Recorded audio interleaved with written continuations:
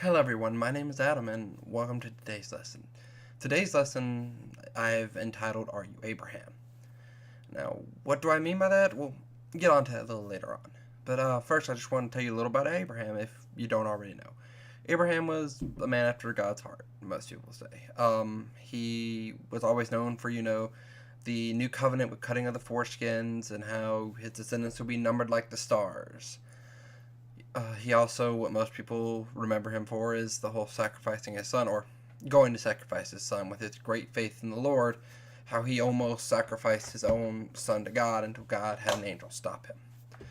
Now, we see this man and we think of him as an extremely faithful, I'm not going to question anything of God because God's got my back. Well, that was not always the case. I mean, like in the beginning, which I have written down, in Genesis 12, verses 1 through 3, it says, The Lord said to Abraham, leave your country, your family, and your relatives, and go to the land I will show you. I will bless you and your descendants into a great nation. You will become famous and be blessings to others. I will bless anyone who blesses you, but I will put a curse on anyone who puts a curse on you.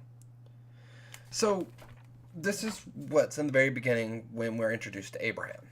That is the very first verses we read have to do with anything with Abraham, is God immediately making this really big promise. Saying, you know what, I got your back, dude. I'm telling you to go over here. You're going to go over here to this place, and you're going to set up a new life, and you're going to become famous. You're going to have multiple descendants. You're going to be living in this great land. I got your back, bro. It's basically what God's telling him. And hell, if God just showed up and talked to me like that, I'd be like, yeah, let's go. Let's go. But would we all be like that? I mean, you would say, yeah, let's go, but you would still doubt in your mind, does God really mean this? God really going to protect me? Is God going to really help me? And Abraham does the same thing through his journey, twice through the story. One time when he goes into Egypt, his wife, Sarah, is very beautiful, as it describes in the passage. I'm actually going to read that. It is Genesis 12, 11 through 13. And I'm sorry it's kind of hectic. I wanted to get a PowerPoint up, but I couldn't get it to work, so I'm just going to have to do it like this. But Genesis 12, 11 through 13, whoever want to follow with me. And I start here. He said, Sarah, you are really beautiful. When the Egyptians see how lovely you are, they will murder me because I am your husband. But they won't kill you. Please save my life by saying that you are my sister. So see, he's instantly doubting God right here.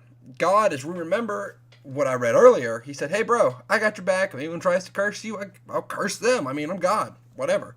I have your back.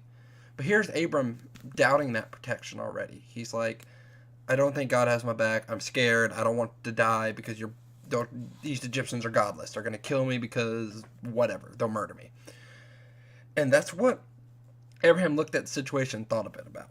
And a little later on, God keeps his promise. And it says, because of Sarah, because at this point, the king's married Sarah, because he thinks this is Abraham's sister, there's nothing wrong with it, she's beautiful. Okay, now she's my queen, is what the Egyptian Pharaoh had done. But this is what happens afterwards, God keeping his promise. Because of Sarah, the Lord struck down the king and everyone in the palace with a terrible disease. Finally, the king sent for Abraham and said to him, what have you done to me? Why didn't you tell me Sarah was your wife? Why did you make me believe she was your sister? Now I've married her. Take her and go. She is your wife. This right here shows God keeps his promises. It's one of the few times Abraham messes up. He's got another passage in here later on, which is 17 through 19 of the same chapter, chapter 15, which reads, where is it? Hold up. Never mind. That was the whole thing. I'm sorry.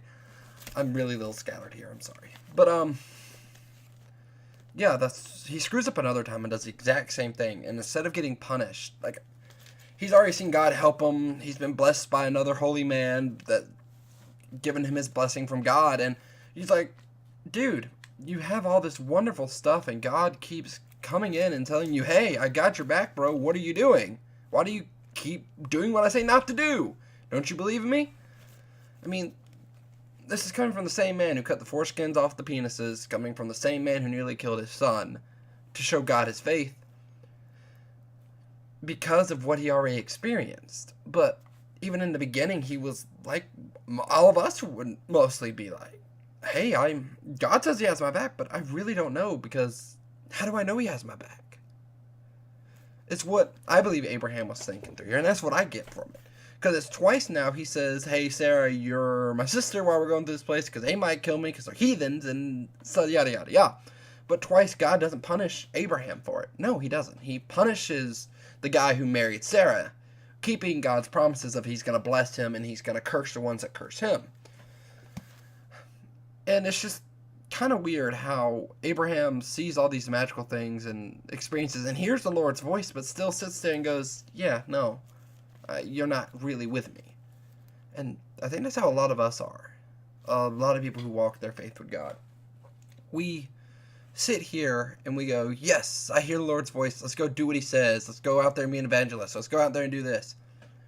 But then the enemy sends us this little doubt in the back of our head. Hey, you're not strong enough to do that. Hey, are you really sure you want to go out there where they're murdering and killing your kind? Hey, are you really sure this is what God wants and not you trying to look for some way to make yourself seem greater and better? And that gets to a lot of us because we're imperfect beings, and these doubts egg us on and eat out our soul and cause us to doubt God, like Abraham did multiple times.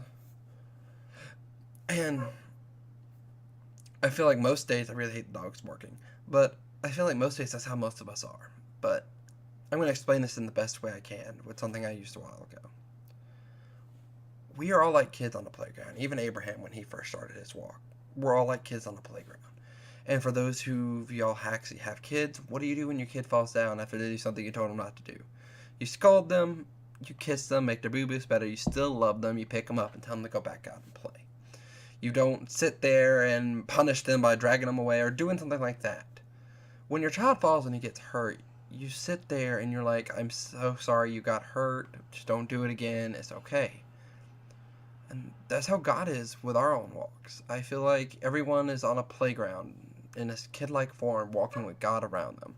On this playground we call life, going through our journeys and our sorrows and our faiths. Sometimes we might not listen to him and we might fall, but God's still always there to pick us back up and always help brush off our knees. He might let us sit there for a little bit, though, to really learn our lesson about why you shouldn't do that. But I always feel like God's always there, and it hurts him not to want to be there next to us to help us through. But he does it to let us help us grow and mature as people. And this is what I mean by Are You an Abraham? Do you think the same way? I mean, if God told you right now, leave your house, stand up, pick up all your belongings, leave your family, leave your relatives, you go here. I'm with you, go. Would you be able to do it? Would you be able to literally drop your whole life right now as it is, get up, walk out that door, go get in your car, and drive to wherever God tells you? Honestly, I don't think I could. And that's just because of my doubts and my thoughts on what everything should be like and how everything is. And that's kind of what the lesson was about. It's a whole sense of God understands that we aren't perfect, that we have doubts. And I think a lot of times God doesn't punish us for them, like with Abraham. In my opinion, Abraham should have been punished twice for the whole letting your wife be married off. But instead of punishing Abraham, he punished the guys who married Sarah. Them not knowing Sarah was his husband. Because it sounds like if they did know, they feared God, and if they did know, they wouldn't have tried to marry her. Which caused issues for them, and they immediately just gave Sarah back and were like, dude, no, take her back. You are God's man. I don't know why you told me she was your sister instead of your wife. And he gets no punishment really for it. It's like God punished the ones who were technically cursing him by marrying his wife and laying in bed with his wife. And it's Abraham's fault, but God still took pity on him and didn't punish him for his mistakes. Later on in the Bible, God tells Abraham, I will give you a son at your old age. And Sarah laughs at what God says. And to me, that's kind of weird. She's been by Abraham this whole time and seen these things that have happened and all these other things. And she sits there, and her first reaction when God says this, God, is to laugh. Like, that's funny, God. Yeah, no, really, what are you going to do? And so she didn't truly believe what God was telling her and what he was saying at that moment. And God did keep his promise. He did give them a son. And over time, I believe Abraham learned to trust God more and more. He kept getting knocked off what I guess you would call his high horse and brought back down off his pride, saying, hey, God really does do all these magical things, but like I said earlier, we're all like children on a playground. It's hard for us to accept this. To accept that, yeah, I screw up. And yeah, God is this amazing creature and he does amazing things in my life. But I'm not good enough for it. I'm not strong enough for it. I'm not good looking enough. I'm not popular enough. These are the things that go through your head. At least they go through mine. And I know I'm how many ever billion people out there. I'm pretty sure it goes through yours too. At least one of those things. Or some kind of negative thought about yourself when God calls you to action. Hey, go over here and evangelize. Well, God, I'm not good enough to do that. I don't have the money. I'm not smart enough. I'm not religious enough. Hey, go over here and talk to that person and pray to him. God, I'm not comfortable enough doing that. God, I'm not willing to go do that. And like this, we're acting like Abraham did in the beginning. We might see miracles in church, and we might be this amazing church fellow, but the second God calls us to act, we instantly doubt that God's going to be with us when we go. And I think that's what happens a lot of times when it comes to people in their religion and why they fall out. You can't do something not expecting your God to help. You can't do that. If God took the time to make you, wouldn't you think he would take the time to take care of you and protect you? Now, I'm not saying I don't struggle with this. Like I've said multiple times, I struggle with this faith of doing God says without thinking, leaping, taking action. But we have to sometimes. God is there and God is next to us. We have a whole book of us telling about all the things God has done for others. God has used murderers. God has used whores. God has used everyone. So what makes you so bad that he cannot use you? And that's what this lesson was about. And why are we Abraham? Because even though we see these great miracles and know about these great miracles and know God's strong and powerful, we still doubt him through our journeys in life and what we do. So I want to leave you on that thought. Think about what the enemy tells you and what he tries saying to you, or what they try saying to you when God asks you to do something. But remember, God used murderers. God used all sorts of the underbelly to do great things in his name. Why can he not use you? You really saying the devil's stronger than God, or this demon in your life is bigger than him? God can do more, and a lot more, than whatever that silly voice in your head is telling you.